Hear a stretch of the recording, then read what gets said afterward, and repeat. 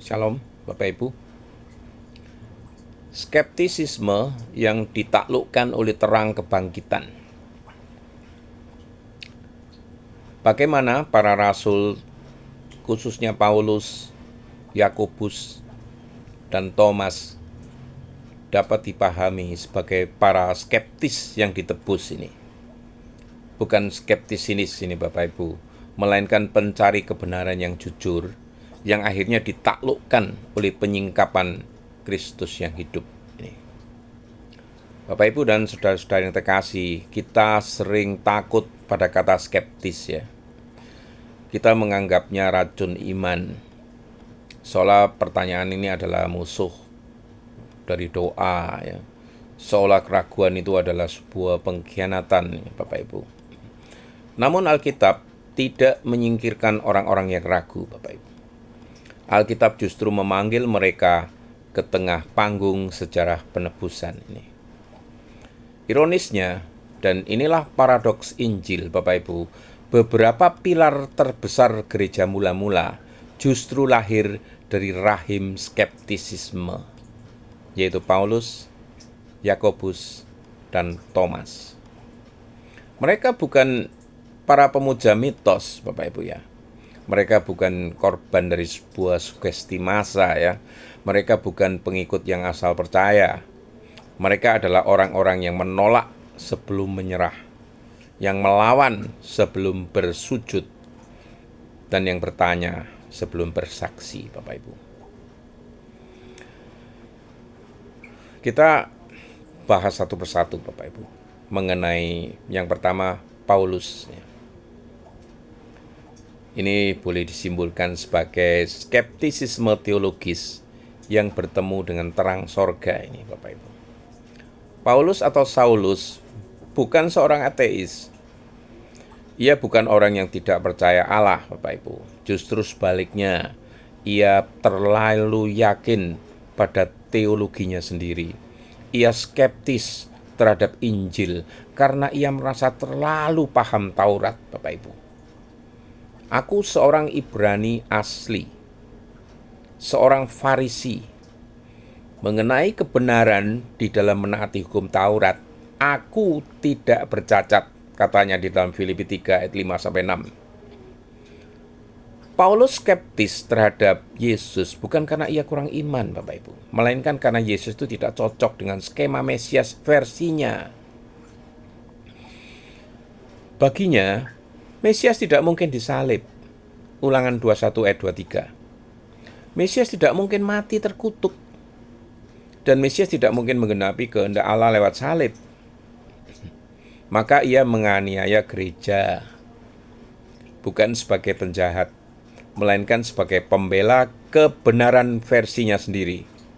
Tetapi lihat bagaimana Tuhan memperlakukan skeptisisme Paulus, Bapak Ibu. Yesus tidak membantah argumennya. Yesus tidak mendebat tafsirnya. Yesus menampakkan dirinya. Saulus, Saulus, mengapa engkau menganiaya aku? Kisah 6 ayat 4. Cahaya yang lebih terang dari matahari menumbangkan logika lama, Bapak Ibu. Skeptisisme teologis runtuh bukan oleh diskusi, tetapi oleh perjumpaan. Dan Paulus yang dahulu berkata, tidak mungkin, kini bersaksi, jika Kristus tidak dibangkitkan, sia-sialah iman kami. 1 Korintus 15 ayat 17. Perhatikan, Paulus tidak membuang skeptisisme. Ia menebusnya, Bapak Ibu. Ia menjadikan iman Kristen terbuka untuk diuji secara historis. Ini. Sekarang Yakobus, Bapak Ibu. Inilah lambang dari skeptisisme keluarga yang tidak ditaklukkan oleh kebangkitan. Sekarang kita beralih kepada Saulus ini, ya. Saudara Tuhan menurut daging. Ini ironis bukan ya? Orang yang tinggal serumah dengan Yesus justru tidak percaya kepadanya. Sebab saudara-saudaranya sendiri pun tidak percaya kepadanya. Bapak Ibu bisa lihat di Yohanes 7 ayat 5 pernyataan ini. Yakobus mengenal Yesus sebagai tukang kayu, anak Maria, kakak yang makan tidur bersamanya. Dan justru karena kedekatan itulah skeptisisme lahir. Ia berkata di dalam hatinya, bagaimana mungkin dia Mesias? Aku tahu masa kecilnya. Aku tahu kelemahan manusiawinya. Skeptisisme Yakobus bukan intelektual, Bapak Ibu, melainkan eksistensial dan relasional ini.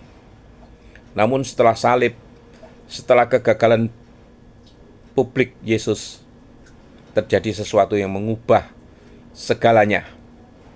Sesudah itu, ia menampakkan diri kepada Yakobus. 1 Korintus 15 ayat 17. Selalu penampakan ini, Bapak Ibu.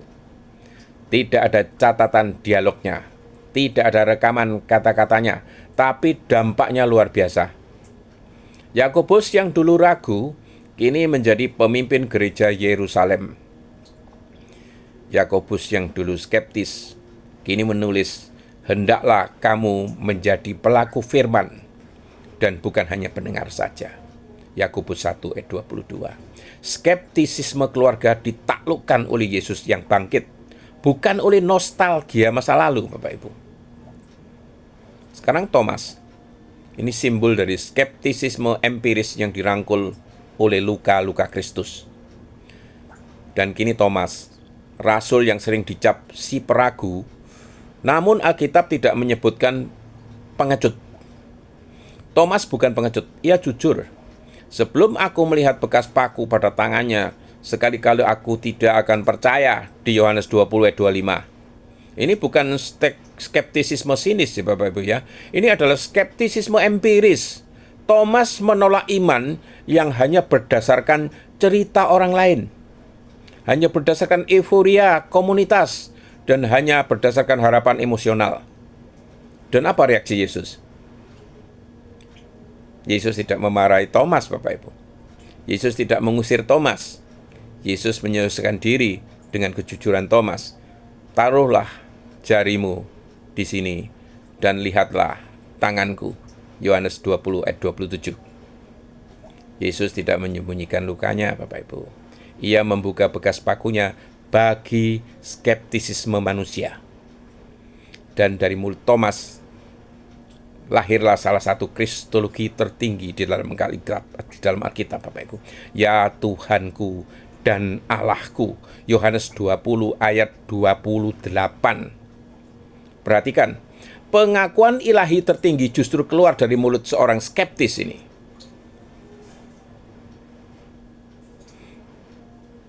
Skeptisisme macam apa ini? Inilah skeptisisme yang ditebus, bukan ditolak, Bapak Ibu. Saudara-saudari dan Bapak Ibu yang terkasih, Alkitab tidak mengajarkan iman yang anti pertanyaan. Alkitab mengajarkan iman yang berani diuji oleh terang kebangkitan, Bapak Ibu. Paulus menguji secara historis, Yakobus diuji secara rasional, Thomas diuji secara empiris, dan Kristus memenuhi semuanya. Yesus tidak takut pada skeptisisme yang jujur. Yang ia tentang adalah hati yang keras, bukan pikiran yang bertanya. Nah, bagaimana gereja yang benar? Gereja yang benar adalah gereja yang berani bertanya dan berani bersujud, Bapak Ibu. Maka hari ini Roh Kudus berkata kepada gereja, jangan takut pada mereka yang bertanya. Jangan alergi pada keraguan yang tulus. Jangan mematikan skeptisisme, tebuslah dia. Karena tanpa skeptisisme Paulus, Injil tidak dirumuskan secara rasional. Tanpa skeptisisme Yakobus, iman tidak diwujudkan di dalam perbuatan. Dan tanpa skeptisisme Thomas, gereja kehilangan pengakuan Allahku dan Tuhanku. Dan akhirnya, kita belajar satu kebenaran profetis. Kristus yang bangkit tidak membangun gerejanya di atas orang-orang naif, melainkan di atas orang-orang yang telah melihat, menyentuh, dan ditaklukkan oleh kebenaran, Bapak Ibu. Berbahagialah mereka yang tidak melihat, namun percaya. Yohanes 20 ayat 29. Tapi ingat Bapak Ibu, mereka yang percaya lebih dahulu adalah mereka yang tadinya ragu. Itulah intinya Bapak Ibu. Amin.